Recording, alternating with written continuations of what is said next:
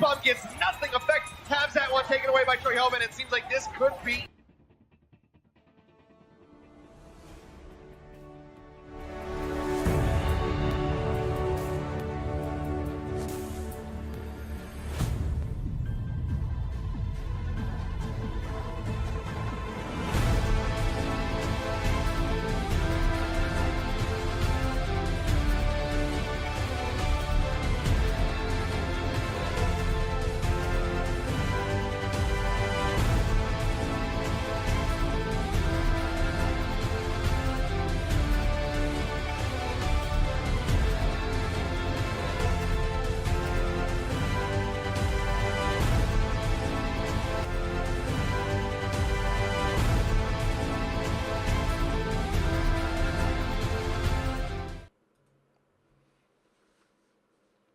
Hello and welcome to the Al Recap, a talk show focusing on the Overwatch League. I am Blazin' Bob, or quite recently No Voice Bob, but the show must go on. I'm joined by two special guests. Well, the usual suspects. We got I Play Games. How you doing, I Play? Heyo, doing good. Glad to have you guys back. Even with half voice Bob, I felt lonely over here, left alone, not in Dallas. Yeah, I'm sure my voice is going to crack a few times this show, and I apologize, but it's better than yesterday. Every other word was cutting out, so it was pretty much impossible to do. But we are also... Sorry? Go ahead. But we are also joined by Mel. Mel, how you doing? I'm good. I mean, I've been stuck at home with man-sick Bob over here, so it's been a little rough, but other than that... Well, you would have lost your voice too if your team had won, you know what I mean? Okay. Ooh, that was a good one. Low blow. Too soon, Bob. Too soon. All right, well, we like to start the show off by thanking our recap producers, Shazir and Ridiculous Brent. Thank you guys so much for your support. All right, so this show is basically, we're going to skip over most of the news. We're going to hit one piece because it's very pertinent to the actual event and what went on. But then we're going to jump right into the Dallas Homestand weekend because that is what everybody wants to hear about. It's what everybody's talking about. So, without further ado, let's just jump right in. First off, kind of like out of nowhere, Bud Light is sponsoring the Overwatch League, and it's amazing because it had to be a plan for a while before this event because it was everywhere. So I've heard a lot of people upset about this Bud Light sponsorship, but I want to get you two's opinion on it. Let's start with iPlay. I mean, it's great. The Dallas Homestead games already showed that the league has so much potential to keep expanding. And I don't know if it's that out of the blue, because Overwatch League has already been pulling some major sponsors, right? Like Toyota, they have major candy companies investing in them too. So it makes sense, right? That Coca-Cola, now that they're going to this big event, they're grabbing the attention of, the big guys. And now it's worth it for them too, right? Oh, this is actually hip with a large crowd that is into all these things. Hell yeah, we're gonna sponsor there. We're gonna promote. We're gonna try to put every advertisement that we can. So awesome for Overwatch League. It just seems like overall, from a financial perspective, a fan perspective, a production perspective, it was a success. Yeah, I just thought it was out of the blue because it was just a few days before the event. I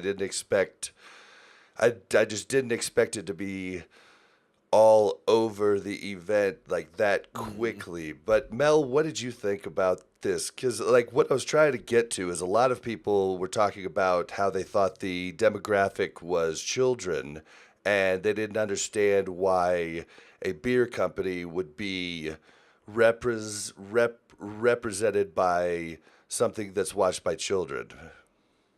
First of all, I'm not a child, Bob. So there's a lot of us out there that are not children watching this game. Also, they serve Bud Light at Disney on Ice. So leave it alone. parents have to take their children to events. And if parents are not interested in the event, they have to have something else to do. Okay. I think it's a great idea. I think it was a lot of fun. I think Bud Light might back out after this weekend because nobody was at the Bud Light bar, but their name was everywhere. No, okay. Nobody was at the Bud Light bar down on the floor, but it was pretty packed up in the Bud Light skybox, which you had to win Well, certain yeah. prizes to get to like make your way up there. But we'll talk about that later. Like I would argue that the main demographic is not children. I really don't think that's true. I think it's 18 to 25, and then I think the next one is 25 to like mid 30s. I think that's the majority of the people that I see at the events. Like I don't see children there. Like children are kind of rare to see at the Blizzard Arena. They were rare to see at the grand finals, and they were rare to see this weekend in Dallas. I mean, I think they're just they're as definitely common there. as children at football events and basketball events. You know what I mean? There's not a ton of them. They're there, but they're not the majority of the population. Yeah, although I would say I would see more kids at like sporting events. I think that you're right, Bob. Like you don't see as many they're there, but it is usually accompanied by like an adult that is actually a fan of Overwatch League. I've seen maybe only a couple of times where the kids are the fans and the parents are there like I'm just here because my kids like this stuff. But yeah, like a lot of parents are actually like the fans and they're kind of like bringing the kids into it. Well, and you know they're the fans because they're wearing a jersey right along with their kid, or cosplay with their kids. I think a lot of parents don't bring their kids to these things because they don't agree with it, or they don't understand it. So I mean I think this is huge, and if they actually are able to serve beer at the Blizzard Arena, they didn't really say anything about that, but if they actually are, then I mean that's going to be a huge money maker for just the every week, 4 days a week events. And I mean I think it's super cool. I think it's amazing that we have the two biggest drink companies, Coke in non-alcoholic and then Bud Light in alcoholic. I mean, it's crazy that they got those two. Let's think about the commercial possibilities too. Because at the Super Bowl, the commercials, the best ones are the Bud Light ones. I'm just saying. That is very true. We're gonna get top-notch commercials coming up. That's what I'm saying, guys. Yeah, So, the Bud Light commercial with the dog and the horses, like those Yeah. always made me cry. No more Hicks and Doa acting for Toyota. Oh, but I mean we those were could good. intersperse. They're actually gonna hire actors now. I mean, I'm not hating on them. I enjoy them, but like for the people who are No, not part of Overwatch League, it's probably like not that special. They're gonna dress up Hex as a horse and then Doa as a dog. And they're gonna reenact the Bud Light commercial. It'll be great. Yeah, but that's. I mean, I think it's huge for the league. I think it is really going to help them grow, and yeah. Well, let's just jump right into the homestand weekend. I don't even know where to start or even what parts to talk about, but first off, it was a arena consisting of 4,500 seats, all sold out. The first day was interesting. Like most of the seats were filled except for the comfy recliner, or not recliner, but the comfy seats in the middle of the auditorium. And I wish I would have known that those were going to be like couch seats. I would have sprung for that because I sat in one for a while and it was really comfy. It was definitely worth the upcharge, and I just didn't know that was gonna be a thing. Well, Nate Nanzer tweeted out during the Chengdu Hunters game that I was sitting there watching with awe because I love them. But he tweeted out, he's like, "Thanks to the person who left D2 open, I get to come down on the floor and watch the Hunters or something." And I was like, "D2, that's right. Oh, there's Nate." He was just sitting there in a little like lounger chair, like, ah. Yeah, It was funny though. That's awesome. a lot of the casters and different analysts and stuff came and sat in those chairs while they were on break, just watching the show. A lot of people tried to sneak into those seats and got kicked out pretty quickly. Something else that was interesting about those seats was there were servers that were coming in and Yeah. serving and bringing food or alcohol or drinks or whatever the people needed. Super VIP seats. Yeah, it was really cool. And we were like, we were right next to him, so like we're in the like cheap seats right next to the really expensive seats. They're not cheap seats, but like you know what I mean. We had like fold up chairs and they had recliners, but we were right there. And like there were so many times where the servers walking by that I just like instinctually was just like, hey, oh no, never mind. I'm not It's that not cool. for me. But if you want to, I'm just general Right public here. today. well, and then also they had the Bud Light bar, right? There was like a bar down in the common area. They were trying to get people to go there, and basically go in there. You could enter a contest to win a trip to the grand finals, and you could also win a trip up to the Bud Light Skybox, which was a all you could drink Bud Light bar. all you could eat too. They had Yeah, food. yeah, they had Oh, catering sign there me up for too. that. Beer, had- okay. All you getting food? Oh, I'm there. They had custom mac and cheese. There was literally a chef with a skillet and all these toppings just to make you whatever you wanted. That sounds pretty good. Yeah, and Mel definitely found her way up there day one. Yes, so let me tell you about this. So I was like, I want to get up there and see what that's about. So I go over to the Bud Light bar and there's nobody there. And might I mention, the beers are $2 cheaper at the Bud Light bar. Literally never more than one person in line. Because they had a lot of other bars that sold a lot of other beers that other people like.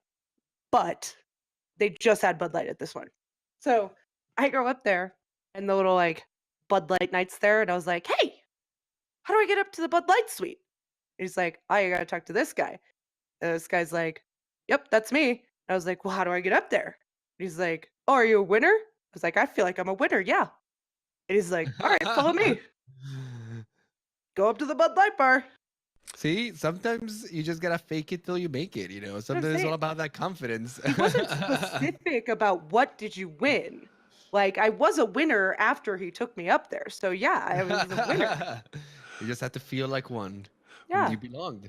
Well, and at that point, I was able to figure out that the entire time I had access to the Bud Light bar, but the media was a little weird there. I think Envy wasn't used to catering such a big event to media, like the media were this back room up top where the skyboxes were, but we didn't know what we could go do or where we could go or what.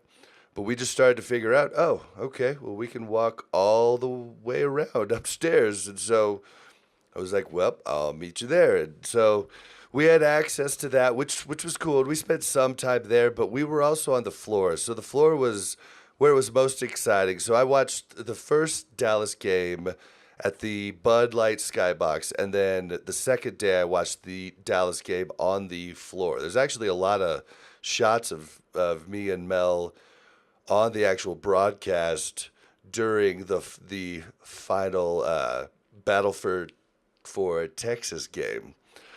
But Listen, there was one of the camera guys that literally like just came and stood right in front of us and held the camera there for a long time while they were playing. And I was like, oh God. Because I'm sure he saw like a Houston fan and a Dallas fan right next to each other. And he's like, oh, this is is going the to be couple money, right? here. Yeah. Then something You guys happened. should have and- started arguing with each other. Right. Well, like it was like a really intense moment and something happened and it went really wrong for Outlaws. And I was like, oh, and Bob's like, wow. And I was like, don't put that in. Don't put that in. yeah, we actually got a lot of comments with the two different jerseys. We got house divided, blah, blah, like everybody's just yelling at us. Like and we had a lot of conversations from it too. There were more concerned people with like, how does that work? Like truly concerned people. I was like, guys, it's fine. Like, it's not. we can like different things and still be okay Right? with each other. Like, my God. Yeah, I mean, how many different college license plate things that say house divided do you see? Like Mel and I, for instance, I was KU, she was K State. We're already a house divided, before this, so it's You're no already big used deal. to it from the beginning. It was only fitting. You have Right? competition. I can't So, agree with Bob. something we should talk about real quick, though, too, is the one shakeup that they had. Day one, first map, one round of Busan played, and boom, power goes out. It was nuts in the I saw arena. that. I mean, literally, the entire arena went black for Pitch a black. few seconds, like pitch black. Like it was a little scary at first, and then the generators kicked in, and like basic lights came back on, but like. I mean, you had like the computers coming up and the big screens on like the Windows screen, Oh, like I no. mean, it was crazy weird, but they at least The curtain got pulled. Everybody yeah. got to see, behind the curtain for a little bit. It's It like, oh, was- they are using Windows. Look at that. Right. It's the best too when they're like trying to reboot it and then all of a sudden you see like a Google window come up, like an internet browser, and they're like, no, no, no, oh, don't show that. Like a YouTube video. Like I can only imagine everybody like in the VIP suite with Hart or with Astro and all of them were like sitting up there and they're like, what just Oh, happened? damn. Did they ever said what happened? Did it like overload the power or something? Were they using too much, or was it like a city thing? That's It what was we a thought. city thing from what I've heard. Yeah, and I was told by a few other people, casters. So I mean, they might not know everything, but from the sounds of it, a car ran into something and Oh. basically blew it. So like in the whole area. Yeah, everything went down. The bar across the street, all the stores, everything. Oh, okay. Uber was that's not apparently too in the bad, gym. That's out of their hands. Uber was in the gym next door and all the power went out while he was in the gym at the hotel. I think he just wanted to tell people how he was at the long- gym, but How long was the power out? 45 minutes. 45 minutes. 45 minutes? Oh, okay. Because, I mean, that's out of their hands, like they have to wait till the city fixes that. And But what's then they had to reboot unfortunate, everything. yeah, what's unfortunate though is like locally they handled it amazing. Immediately the Bud Night comes out.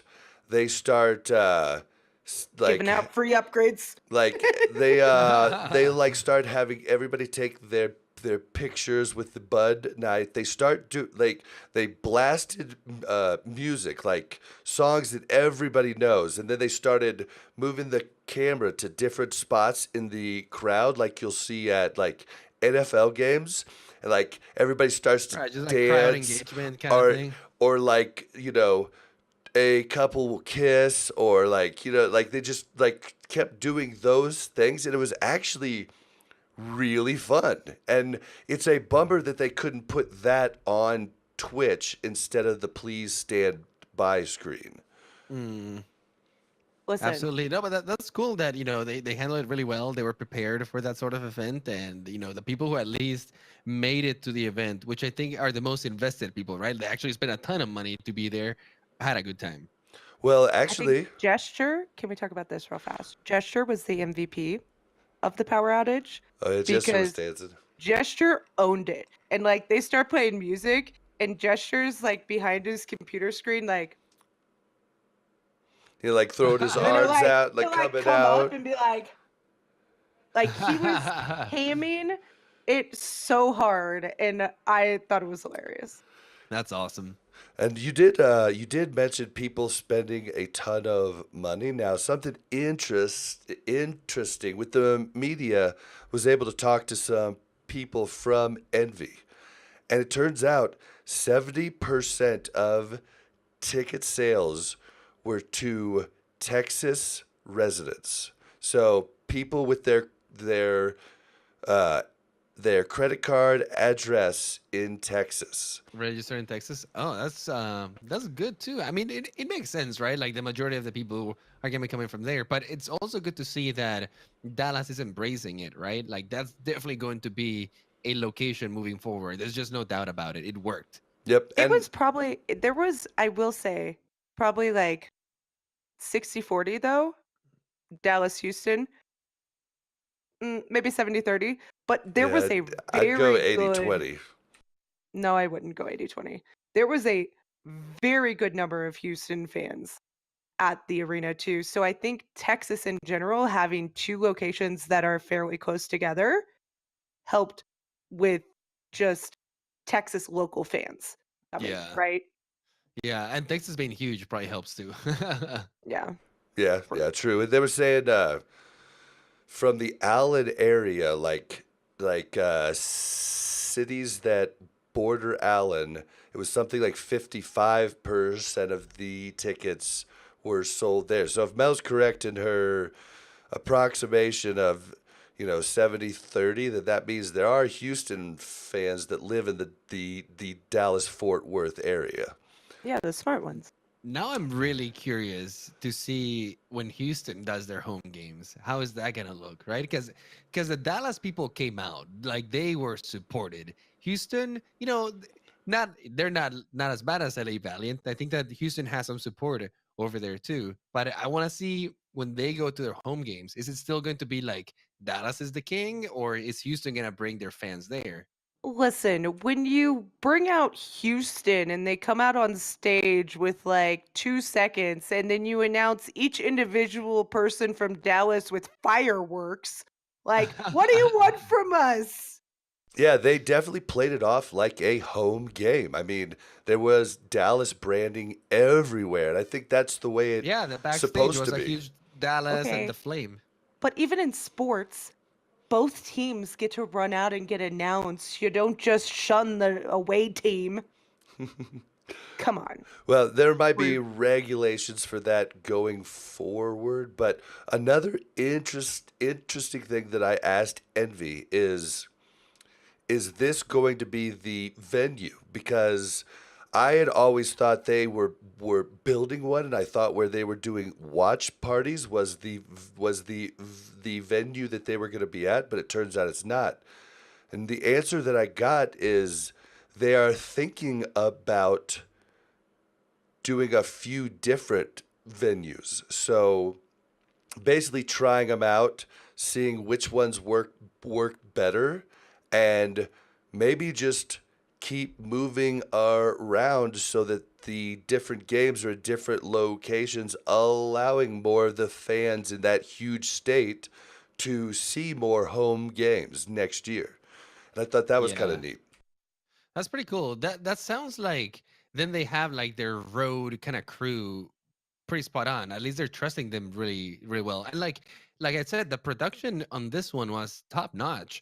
I have no complaints. It was pretty close to like what they have in LA right now, and that's like their static location. So whatever rig or however they're taking the show on the road is working out, and maybe it's a little bit easier than we initially anticipated. Thankfully, they're working with a lot of computer systems so they don't need like a lot of outside gear aside from the computers. The players are bringing their own gear as well, so The screens though and the big like screens are kind of like the thing. Yeah, but I don't know, like But they had people. those three big screens, the big screen in the middle, and then the two screens that show the full body of the characters, ult status, if they're stunned, yada yada yada. Right, yeah, they and I was had gonna the I was gonna stage say with the like, pictures of the character or the players too, so oh, okay, cool. it's very uh, similar. People do this for concerts and shows like all of the time. So I'm sure that there's crew and like logistics crews out there that are like super experienced with all of this. And I don't know, it looks good moving forward, taking it to other places. Now it remains to see if other hosts are going to be equally good. Because I think that Dallas really went above and beyond to like make this look really nice and provide, all the elements to make it so hype. Going into other countries, going to other states. I hope that we can maintain the same, but it's going to be in the hands of other organizations. And we know that Dallas from the beginning has been like spot on with their team, their facilities, the Their things they provide. production and Yeah, their like their production. videos and They're stuff. Yeah. they're really high up there, but we know that there's some other teams that haven't really done that. You know what I mean? So we'll see about that. I guess my worry about them going to like a travel stadium type of thing is just that, you know, I guess that feeling I get when I pass an iconic stadium, right? Like you pass the Cubs stadium or field, whatever it is. You know what it is and you're like, that's super cool, right? I walk by the Chiefs stadium and it's like, this is Arrowhead, right? Like this is cool. So I don't know. I feel like you lose that little element of like, this is what you thank you, Loki. It's Wrigley Field. But you lose that element of this is kind of where our home is. You also kind of lose that home field advantage of knowing like just how the day's gonna go, right? Like so many things can happen if you're traveling venues, whether the power goes out or you don't know where the locker room is compared to the stage, or this one's set up differently than this one. I feel like there's a lot of other elements that could make it more complicated than helpful. Well, and I think that's the final plan. And there's some teams that do have the cash to do that. We see that in the Philadelphia Fusion. Like they are building the Fusion Arena. And I mean, that is the Fusion Arena. But I wonder if Hastro just, feels that like he needs to feel out before he spends that much money. He's not Comcast, you know what I mean? It's too early right now, and like we see all that with sports, but how long have these sports been running, right? Like when they were Right. just starting out, they're probably just playing in the college field or like whatever was available at the time. That was I think when they were yeah. starting out, they might have been playing in high school fields.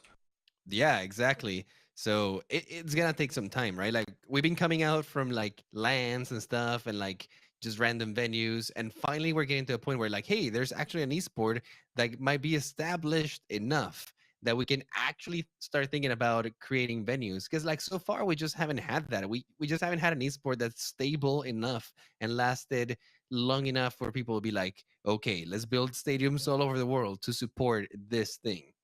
And with regionalization, it allows those teams to actually make money by having that stadium. That's another thing. Like, if they travel, they lose some of that profit because they're not, it's kind of like renting versus owning, right? You're not paying Right. down Very true. your mortgage, you're paying the same amount every month, Yeah, because So, I guarantee you the Fusion Arena is already booking other esport events Oh, for you off have to. time.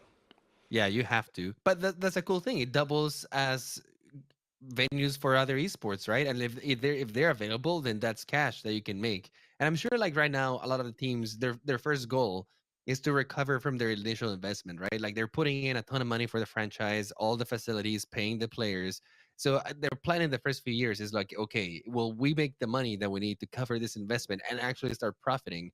If that is the case, then yeah, stadiums are totally, and I say stadiums, but like the real word should be venues, because I don't think we're gonna be building stadiums anytime soon, right? It's too soon for that, and we're only filling arenas of like what, like 5,000 to 10,000. That's kind of been kind of like Yeah, this the is this was average. 4,500. Someone told me, I forgot to check it out, but someone told me the Atlanta venue is actually less seats than this venue. I I believe so. It's It would the explain why they sold out like way quicker.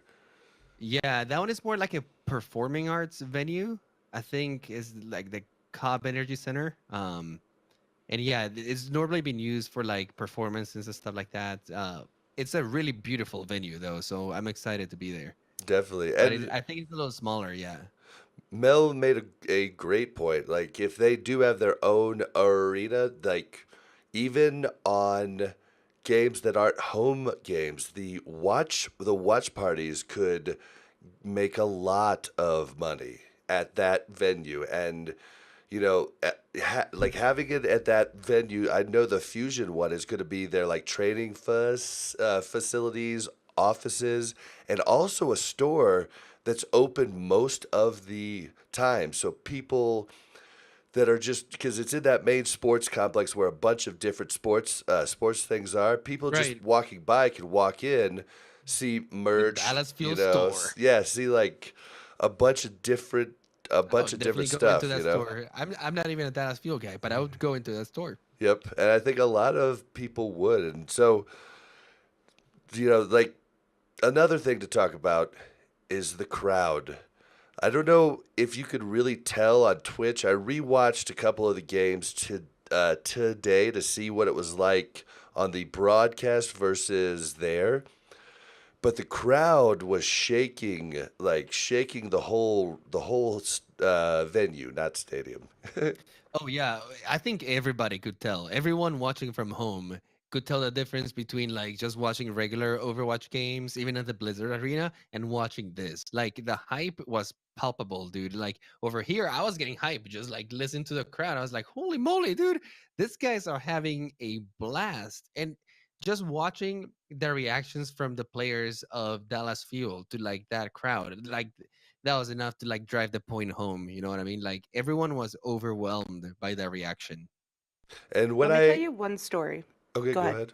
I was just gonna say real quick to follow up that point. When I interviewed Arrow and a few of the other players, I described it like it felt like the Dallas Fuel went super Saiyan each time that they came on this weekend. I mean, they played at a higher level than you would see. And Valiant had the opposite happen to them, coming out getting booed, which has never happened to them playing at the Blizzard Arena.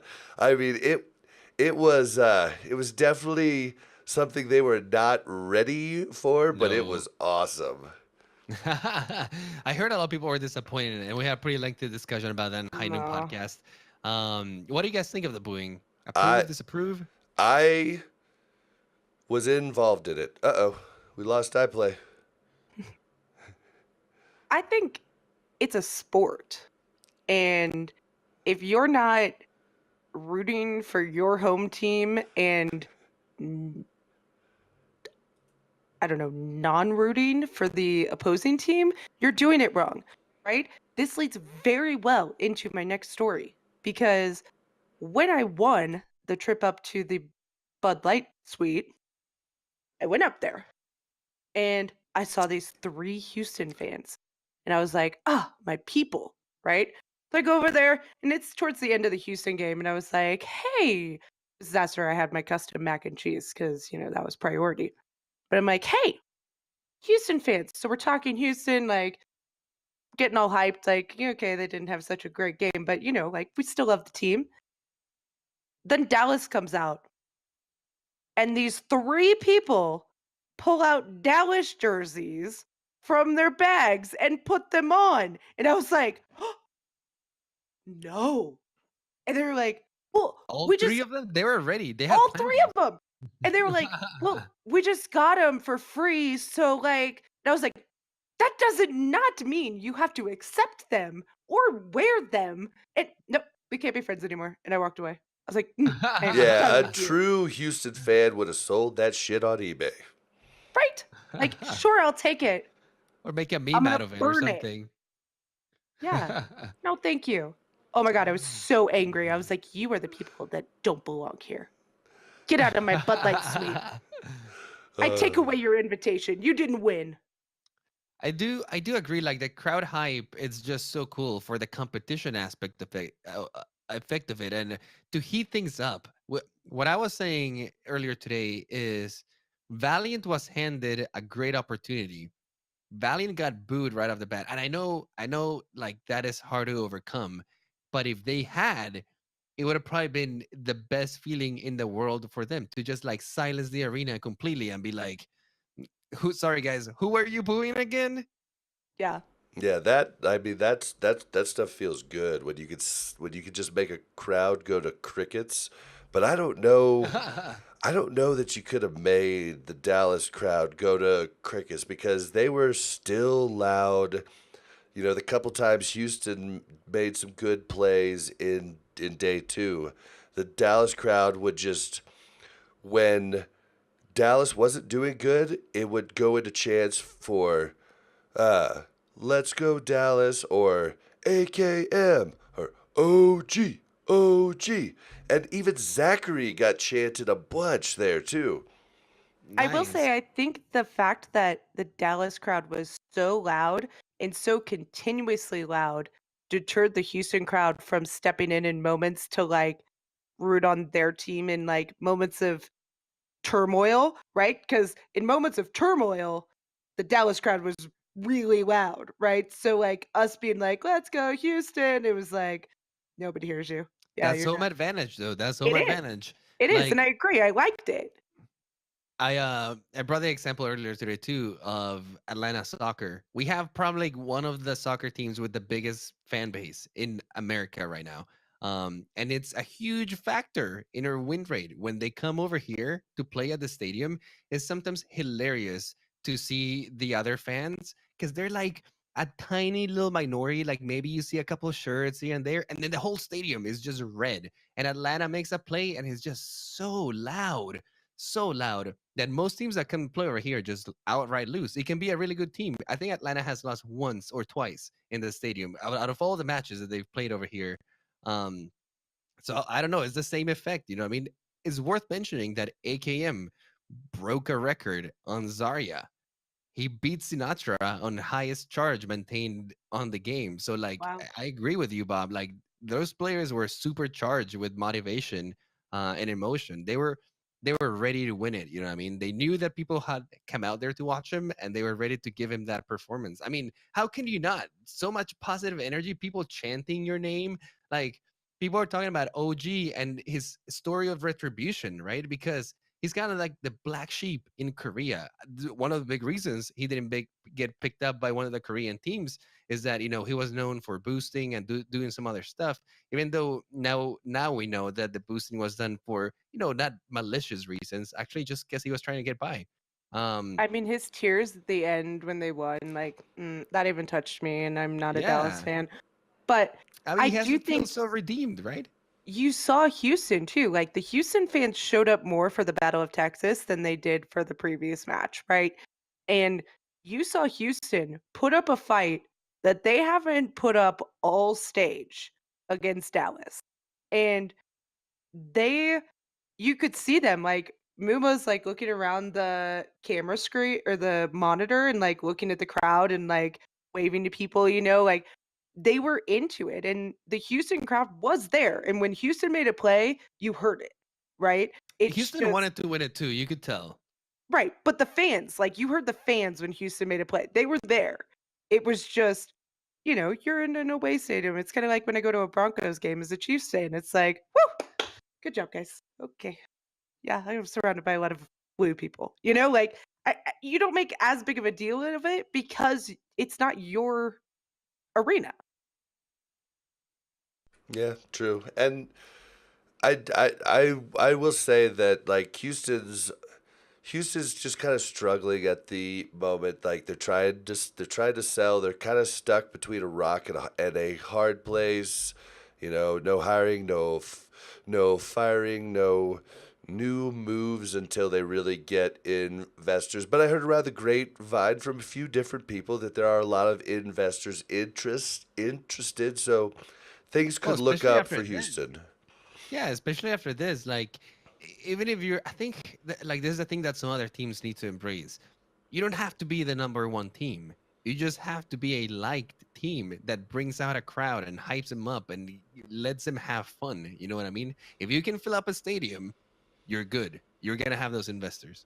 Yep. I did have a conversation with Flame too for a while, and it was a good conversation. And he's, you know, realistic about where they're at and where they're going. And I think that their hands are tied a little bit with some of the things that they can't do right now, and they're trying to make the best of it. But I think overall, the organization is going to only improve.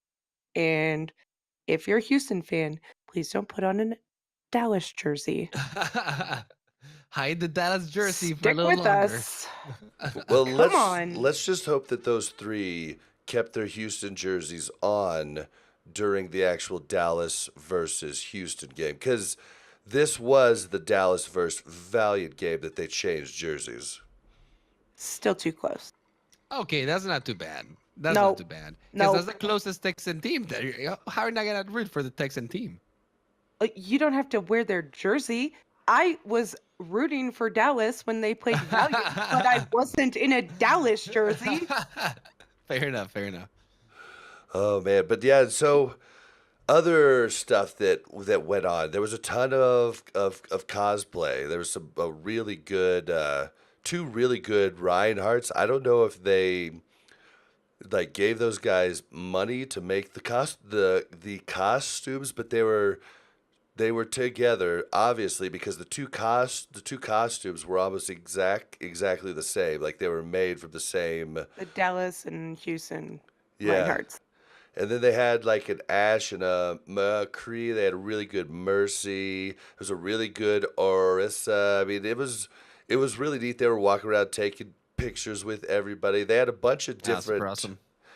They had a bunch of different vendors too. They had like Twin Peaks was there, and there was a ton of nerds flocked around. About 6 to 7 extremely all the good ugly looking women.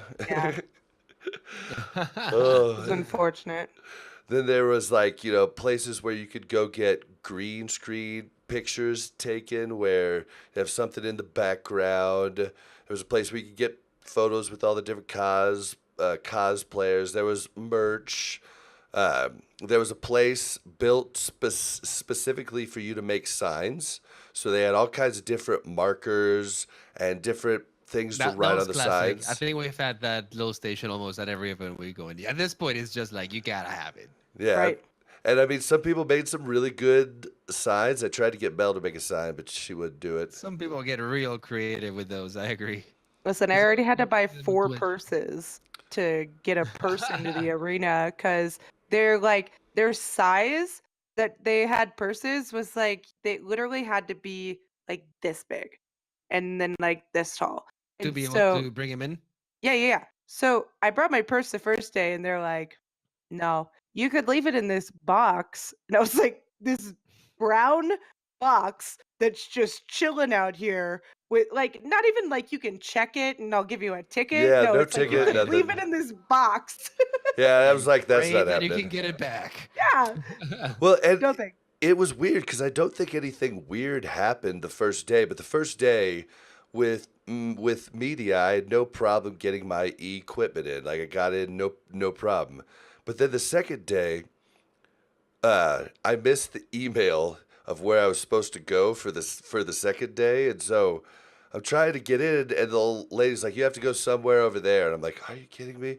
So I go somewhere over here, and I asked someone else, and they're like, "I don't know," and I was like, "Can you like ask somebody? Because like I don't know where to go, and I need to get in." And she went and asked. She's like, "Oh, it's around the very back." I was like, "In the back?" Okay. So I walk around back, and yeah, sure enough, there's a tent. This is when Melissa's buying her 4th purse. Yeah.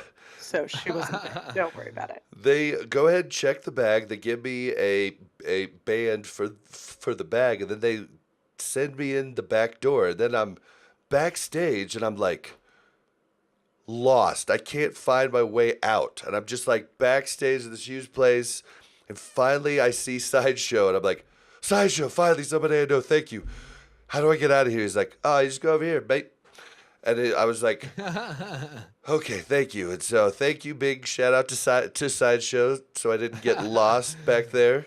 Sideshow, the explorer.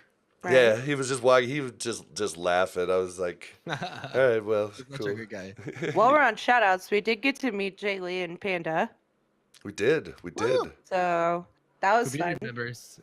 I know. Jilly, or trusty Anna player. He's always playing with us. He's like, we're in section something, and I like look over there, and I'm like, I have no idea what Jay Lee looks like, so I don't know why I'm even trying to look and find him. Yeah, Yeah. it's true. We've never seen Jay Lee actually. Not even like a picture or anything. We posted a Well, picture we in the posted podcasters Discord. Yeah, we posted a picture Oh, I for you. saw it. I saw it. You have to point it out to me because I still don't know who he is. Mhm.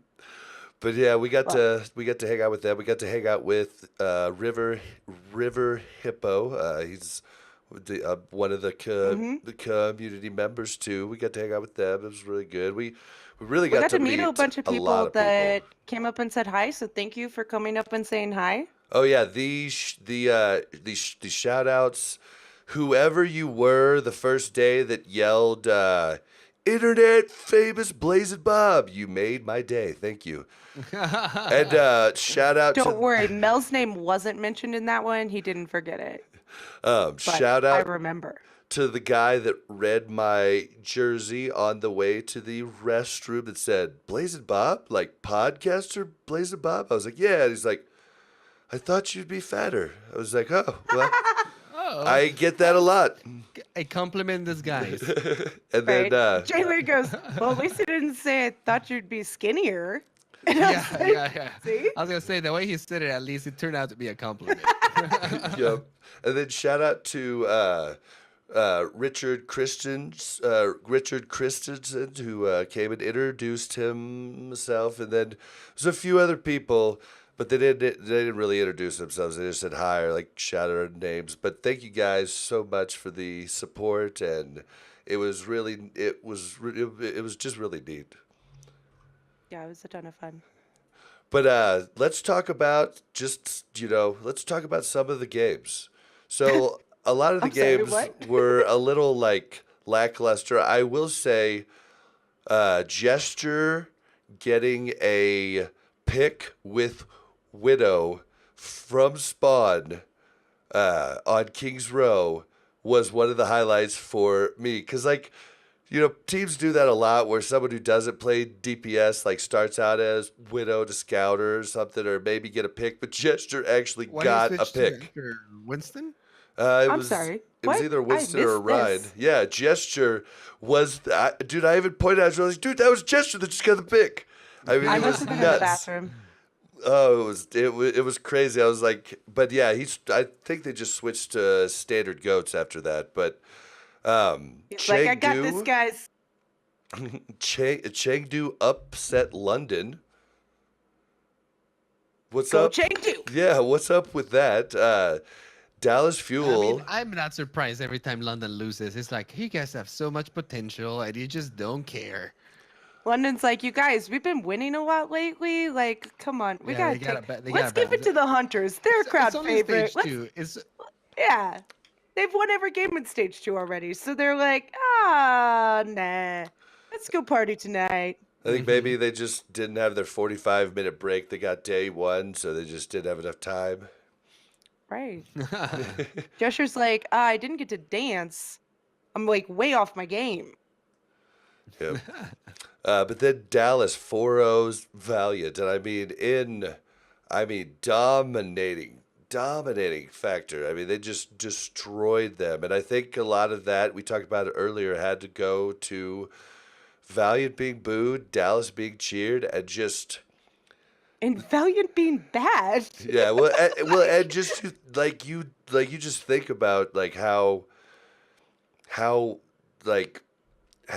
tilt factors into the game normally. Well, how tilted are you when you come out and the entire arena boos you, and the entire arena does not hate Valiant, but that had to be how they felt when they walked out there.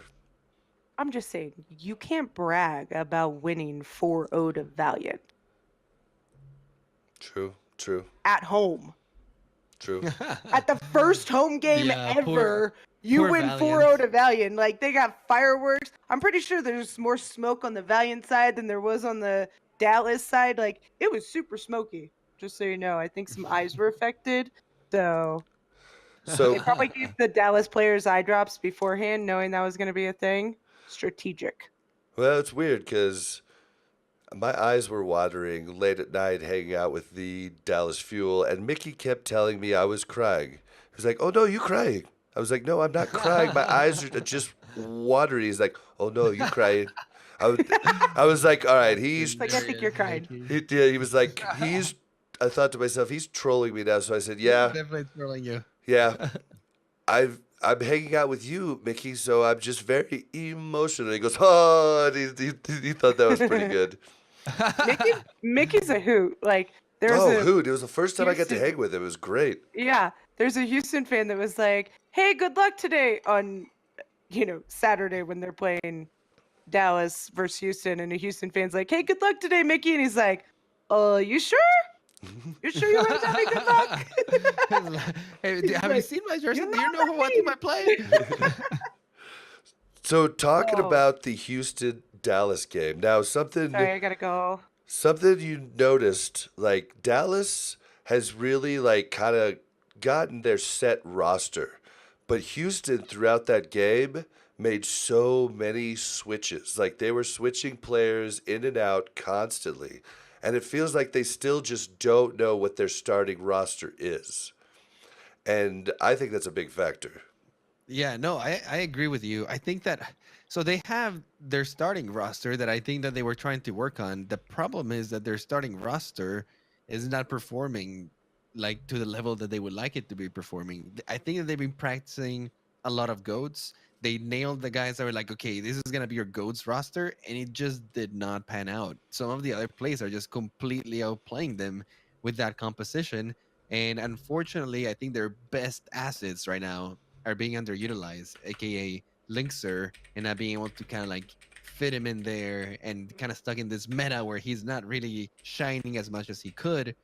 So yeah, I think that Outlaws is just in a tough spot right now. They just don't have the tools to do what they need to do.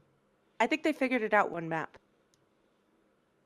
You have to look at teams have figured out the Sombra, right? So you continuing to play Dante so that he can flex to Sombra is not in your best interest here. You need to play Cool Mat, you need to play Spree, and you need to play Muma. Then your two healers. You've got Raucus, and I would prefer to see Bonnie, but boink, whatever. And then I think you need to have Jake and Linkser in this mix. I think, But well, maybe not you're at Spree. you're at Maybe, 7 yeah, here. no. Take out Spree. I was gonna say. Jake and Linkser. You put Linkser in at Zarya. You put Cool Mat, you put Muma in, you put Jake in at Brigitte, and then you have your two healers. Because Linkser can swap to a damage dealer, but then you're off of a Zarya. But you don't really want a Zarya if you're playing damage. You want that diva. And I think that was the issue, is that they've always got these team compositions that are Can't swap. flexible, but not flexible in what you need them to be flexible in. No. Like, you need your diva to play Sombra, and Dante's not a great diva. But you No, know, like, I think I you think make a Jake really and good Linkser need to be in.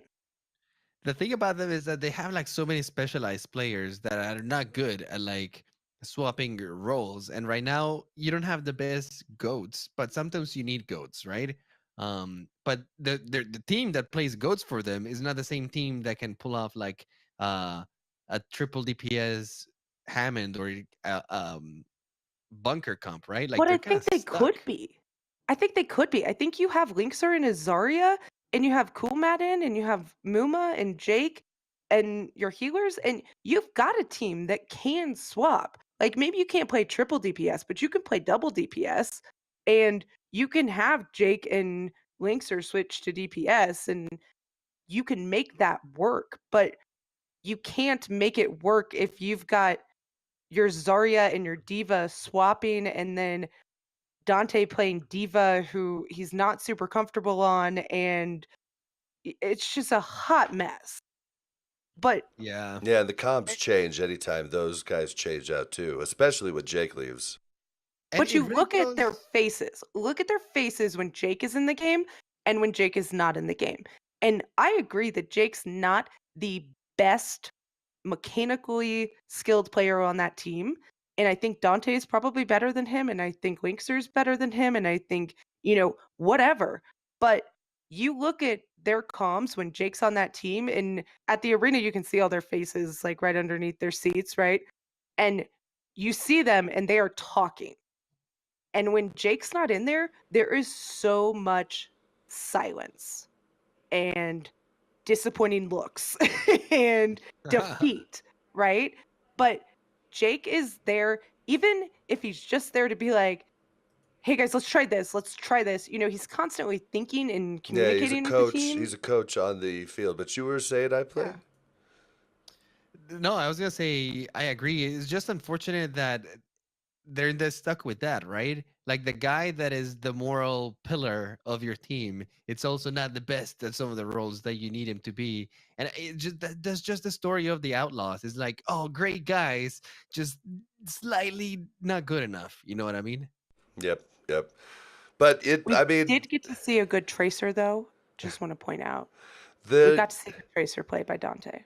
the games were it was kind of crazy because there was a lot of map fives on the last day, and we were thinking that Houston and Dallas was going to go to map five, and there were many occasions that it could have. It was a lot closer game than the 3-1 will have you believe, but in the end, like Dallas clutched it out, and it really was a storybook ending for their first home game. I mean, it really was, and I don't think it could have ended any better for the league, to be quite honest, just to prove, to investors that this, this regional thing is a real thing and is a good thing and is worthwhile. So I think that was a good thing. One thing I wanted to talk about, we got two more things. Like my voice is going to give out soon, so guys, sorry this might be a little bit shorter of an episode, but the two last things I want to talk about is something you didn't get to see I play, and the viewers at home did not get to see it either, but they really made an upgrade at the performer. Instead of having DJ Khaled, uh, they had a artist called Karma Fields, and this was a digital music artist. And really, you just need to Google Karma Fields because Was it like synthwave kind of style? yeah, Like yeah, retro? there's Oh, I no love it. way It's I kind of could like describe it. It was like, and he was surrounded by this hexagram box that had all kinds of different things going on it, and he was in the center, and he was doing these things with the mic. He was like hitting the beats. I mean, everybody in the crowd was into it unbelievably. It was nothing like the grand finals. He performed before Dallas played both oh, thank days, God. and it was wonderful. It was so cool. And like, Thank God they're not bringing DJ Khaled again. And I was gonna say, like, this new trend of like 80s retro wave, synth wave, whatever you want to call it, it's awesome. You can keep bringing that because I think it's super cool. oh, it was great. They're showing the crowd, and everybody's into it and move it, and like it was just, it's a lot of stuff that's in a lot of video games too, and it was just. I wish I could describe in the video that I put out. I have some footage of it, and I'm gonna, just kind of like show it a little bit, like, but like, there's no way to actually describe what it was like and what the graphics on that see-through hexagram thing was, but it was energetic. It started out slow, moved up big time to a big climax, then slowed down again, and it was out of this world exciting. And I'm not even super into that type of music, but I enjoyed every second of it. And I thought that was a really smart move on Team That's good Envy's. to hear. Yeah, it was Hopefully super they smart. set the example moving on forward. Yeah, and I think they will. I Nah. think it'll also depend on what home stadium you're at. I doubt, every home game has that type of performance. It's like, Yeah. It'll depend once you get to work. We might It's get like some the hip hop Super over Bowl here. versus the halftime show at regular football games, right? Like, this was Dallas's Super Bowl because it's their only home game this year. and So, it's the first home game of the league, so they wanted to make an impression. But that was super cool. I recommend you guys check out Karma Fields because it was really neat, and I'm sure there'll be a way to like find it later, but like they couldn't show it on the Twitch broadcast because of I think some sort of copyright rights. So I'm not even sure how much of it I could put in the YouTube video. Like, but Well, performances like that, yeah, like when you're dealing with music and those performances and you're broadcasting them, I'm not exactly sure how it works on Twitch, but at least on TV, you have to have like mechanical licenses and all this other stuff, which is something that maybe they don't want to mess with, right? I yeah, also think maybe. it's probably just something special for the people that were actually there, right? Like they're trying to give you a little bit of incentive to actually attend the event too. Mm-hmm. Yep, that Granted, was. seeing it live is enticing enough, I think. Yep. Mm-hmm. And then the last thing I wanted to touch on was the Dallas Fuel after party that they threw. This was pretty amazing because we've got to know a few of the people that are in, the talent and everything. We got to catch up with Uber. We got to catch up with, Monty and Susie. We got to talk to a lot of people that we've got to talk to before. But I thought it was neat how everybody was so involved with it. I mean, literally everybody was at this party. If you spent $20, you would have got to meet all kinds of different Overwatch League talent and Dallas Fuel team personnel and players, and they also had Karma Fields performing right there in the middle of the party. Yeah, which is nuts. And Locust saying that Envy's been using Karma Fields stuff since the start of the league. So apparently Yeah, it's Loki in something chat. That's this guy. That's this guy. that's who they Hey, like. that Karma Fields got a good in there because he's gonna Right? get probably a lot of shows coming up. There you go. Definitely. And so, like, they did have a VIP area where a lot of the talent was at, but I don't even know how you get the VIP because I just got they just gave me the VIP. I don't know if you could, like, buy that extra or something because there It were. might just be for like the organization, right? Like to give out to like the people that they want to give it out. And hey, these are the people that we want around here in the party or in the network, or you I give it to also like your somehow got players. VIP. I was Nice. a winner again. All weekend long. Yeah, but the VIP section wasn't where Karma Fields was performing or anything like that. Like the main party was in the main room, and the people in the VIP were definitely making their rounds through the normal crowd and just talking to everybody, taking pictures. I mean, it was a ton of Dallas. There was a ton of other teams that were there too. So I mean, it wasn't just Dallas. Like the There's a Houston lot of my Houston players. boys there. Yeah, they didn't seem as happy, but They were too. At the end They of the were day, fine. they're a family, right? They're all in the same boat together. They Yeah. all kind of like relate to one another. They all come from the same background. Like most of them knew each other even before making it to the league, and they probably grown even closer after first stage. So even I though in the field it's all competition and booze and all the other stuff, outside the field, they're all friends. I remember saying to Raucus, I was like, Raucus, you're hanging with the enemy. Because he was with like 3 Dallas Fuel guys. And he's like, they're my friends. And I was like, I'm just messing with you. Yeah, I don't enemy mind. on the field, friend outside. Right. Yeah. Just don't be too nice to them. yep, yeah. But then Be I giving up the secrets. I wasn't planning on saying it, but I was talking to a couple people, and there's nothing wrong with it. So I'm not gonna say names, but I got I got to do one of the neatest things ever. I got to watch Game of Thrones with most of the Dallas Fuel and one player from LA Valiant in a suite after the after party. It was surreal. I mean, it was really neat. And LA Value Spy. yeah, you just Right. got to see exactly Game of what Thrones. you're talking about. Like they're a brotherhood and they're all friends and they really want the best for each other. Of course they want to win, but it was just so neat to sit there and do something besides Overwatch with these guys that I respect and admire and am a fan of. Like I felt like part of the team with my Blaze and Bob jersey, hanging out, watching Game of Thrones. Like, I started out on the floor because it was pretty crowded, but then after the food got there, it kind of thinned out a little bit. About a third of the people left, and I got a seat. Mel, unfortunately, was tired and had taken off, but it was a Melted back to the really hotel real neat. fast. It was a neat thing, and like shout out to anybody on Fuel that's listening to this.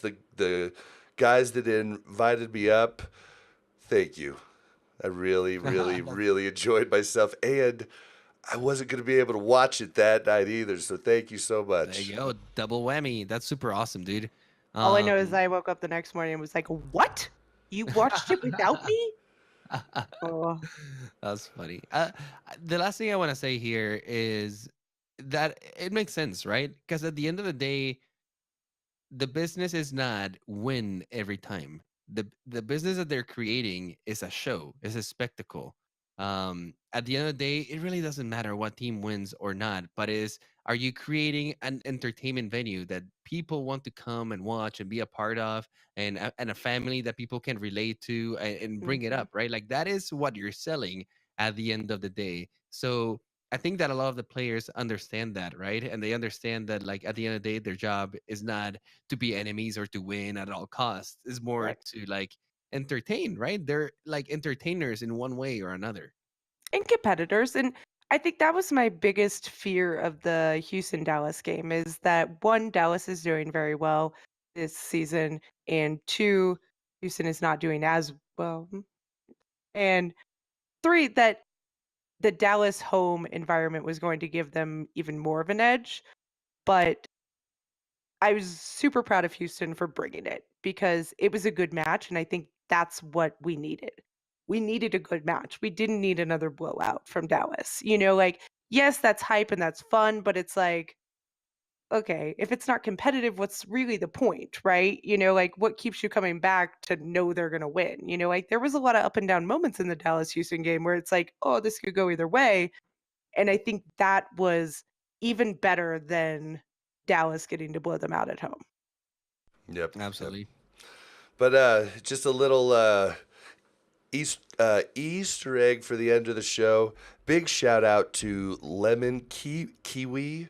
This is the first time I got to meet her in person, and she is as genuine and as nice as you would ever think. And thank you for She's the literally the different sweetest advice you person gave me. ever. Oh, I mean, unbelievably sweet. Mel introduced her to Nate Nanzer, and if you could have seen her face, well, here I'll just let Mel tell the little short story. First of all, she was like, it's like, oh my God, you could really introduce me? And I was like, okay, well, we're not like buds, but like I've met him and I'll go with you. Yeah. And so we go up there and she's so nervous. And I'm like, you're so cute. And so we get there and I was like, hey, Nate, great show. Lemon Kiwi wanted to meet you. And he's like, hey, I know you. I think I follow you on Twitter. And her face was just like, and I was That's like, see, I awesome. told you, like she's bigger than she thinks she is. And she's very wholesome and it's so, so endearing. And So she was refreshing. just, yeah, it was just very fun to get to hang out with her and, see that she's like, I'll tell you anything you want to know about how to, do this better or do that better or whatnot. And, she's just very helpful and very nice and huge fun to hang out with. And so yeah, so I introduced her to Nate, and I say I introduced her like he's like my friend, but I went with Your her and buddy Nate. I was her wingman. Um, initiated the conversation, and then she like leaves, and when he said like I already know who you are, she's like I brought my card and I was gonna give it to you, but I don't know what to do now. Like you already know. Okay. But yeah, shout out to Lemon Kiwi because she was amazing to hang out with all weekend. That's awesome.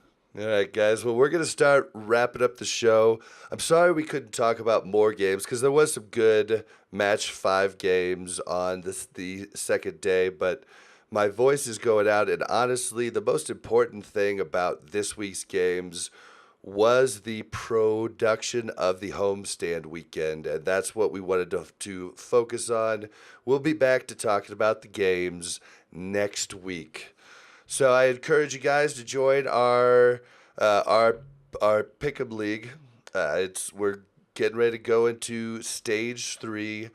I'm hoping he has the thing set where we can actually like track just stage 3, because we'd like to do at least before, at least in stage 3 or stage 4, we'd like to do another giveaway, but we're just gonna have to see if we have the capabilities to do that.